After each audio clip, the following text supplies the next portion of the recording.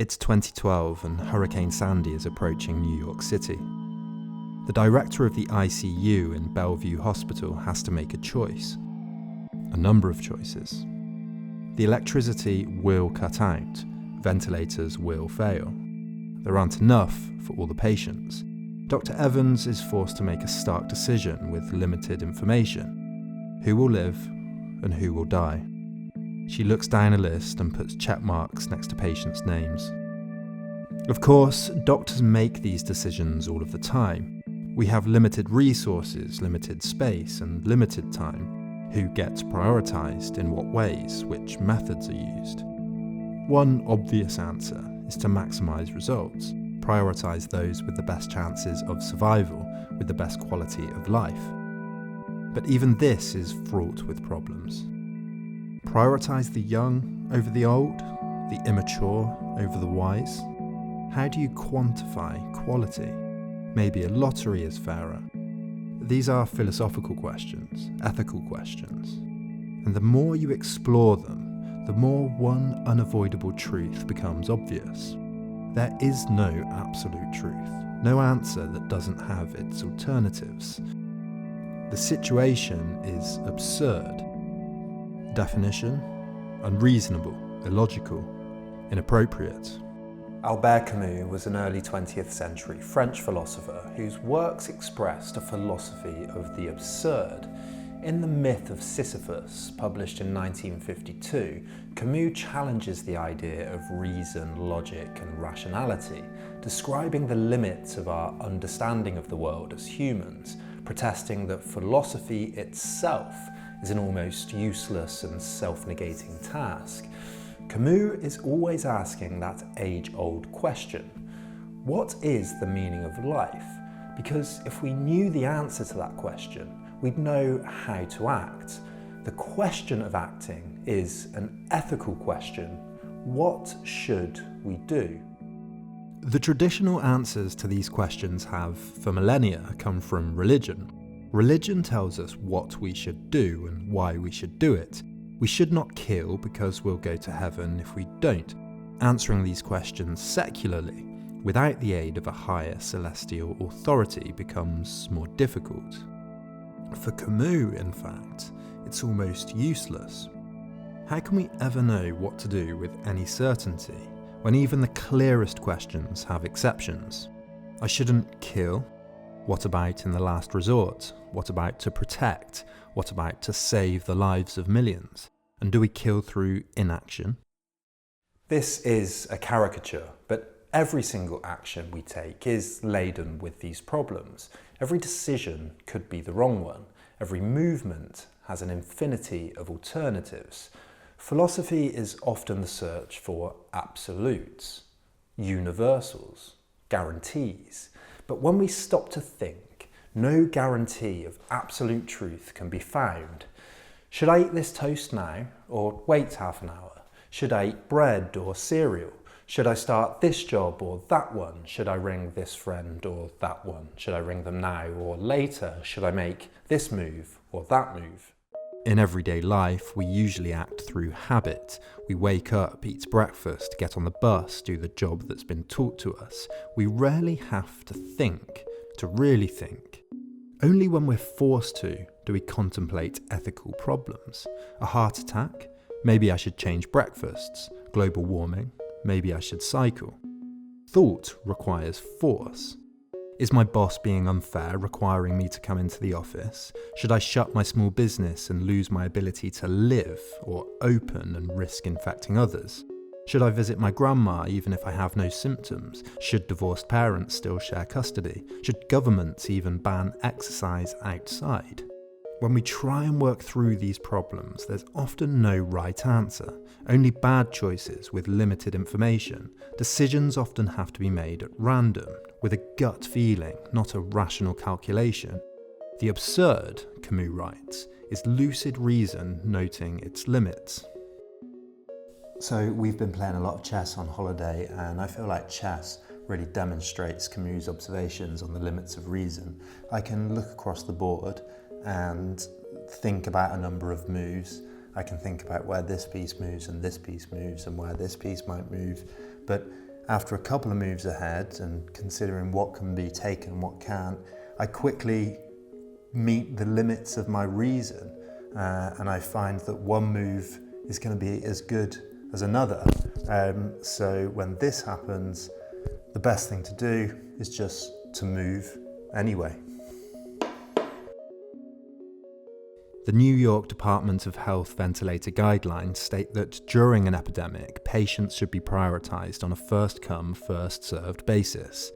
But if there is a choice between two patients, all else being equal, likelihood of survival is the basis for allocation.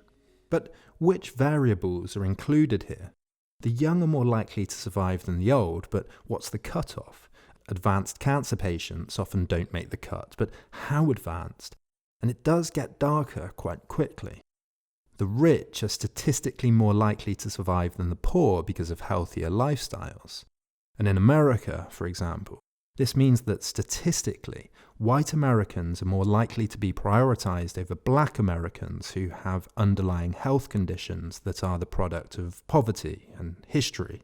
Even the first-come, first-served basis prioritizes the urban over the rural. History is always complicit in ethics. No good deed goes unpunished. Camus writes that what's absurd is the confrontation of the irrational and the wild longing for clarity whose cool echoes in the human heart. So we're in France, where at 8 o'clock every night, as you can hear, people bang pots and pans and drums and chant and shout from balconies in solidarity after being in lockdown every day. Here the weather's good, the supermarket shelves are well stocked, and the feeling of solidarity is great. Back in the UK, the weather isn't so good, the shelves look empty, and I don't have particularly optimistic feelings about the sense of solidarity. But there has been advice from the government in the last couple of days to get back while flights are still running. We'd rather be here rather than stuck in small flats back in the UK, but at the same time we don't want to be stuck here in case something happens, in case of an emergency. So we're unsure of what to do, and unfortunately, you add everything up, there probably is no good logical answer. It's picking one at random and living with the decision. During the Ebola epidemic in Sierra Leone, families had to wait for safe burial teams to arrive after relatives had died. Often this took days, disregarding religious beliefs about a timely burial. At other times, families weren't allowed the religious cleansing rituals required after death because of the risk of spreading the disease. And sometimes the distress and social friction communities experienced as a result of this could be as bad as the disease itself. Social distancing can present a similar dilemma.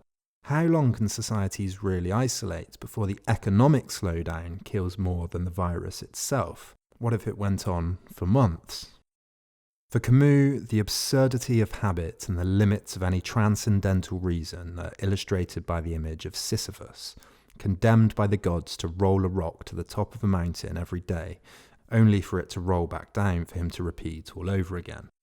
In Sisyphus, Camus sees the human condition at its starkest, but he highlights the moment when Sisyphus returns back down to the bottom of the mountain towards the rock. It's in this moment, descending down the hill, that he's most aware, and in an awareness of the truth, everything becomes clear. We can acknowledge our fate and return to it anyway. Facing up to the problems of acting, and acting anyway, takes courage. Knowing that absolute truth is unavailable and being resolute anyway is a demand of being human. Camus writes that all Sisyphus's silent joy is contained therein. His fate belongs to him. His rock is his thing. Likewise, the absurd man, when he contemplates his torment, silences all the idols. We become most human, most free, when we acknowledge this. We must live with an awareness of this absurdity, or risk falling into a numb and frozen immobility. Our fate is to act without being sure of how to act.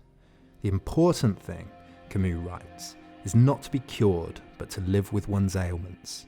Life is unjust, incoherent, and incomprehensible.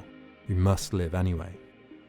In a pandemic or other global emergency, the ethical imperative to act, to help, to think about what one should do, becomes clear and urgent.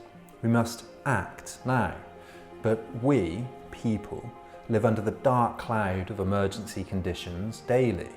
Pandemics only serve to illuminate what might normally go hidden and ignored. Mothers go without food, fathers without jobs, children without the right to play, grandmothers go cold at night. The question is not how to act, but simply to act.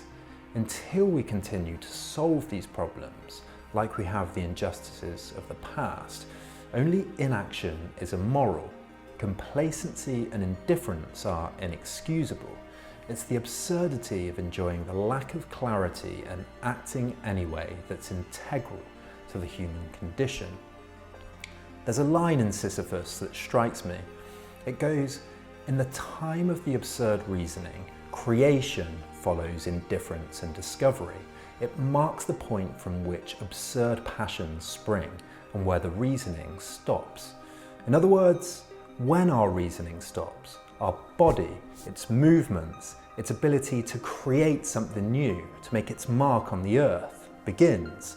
When we're all in conditions antithetical to our social nature, when we're locked inside and have to work in new ways, when we have to make tough decisions about how to help people and the ways we can support our communities, it's this, the limits of our mind, but the power of our capacity to act, that might be worth reflecting on.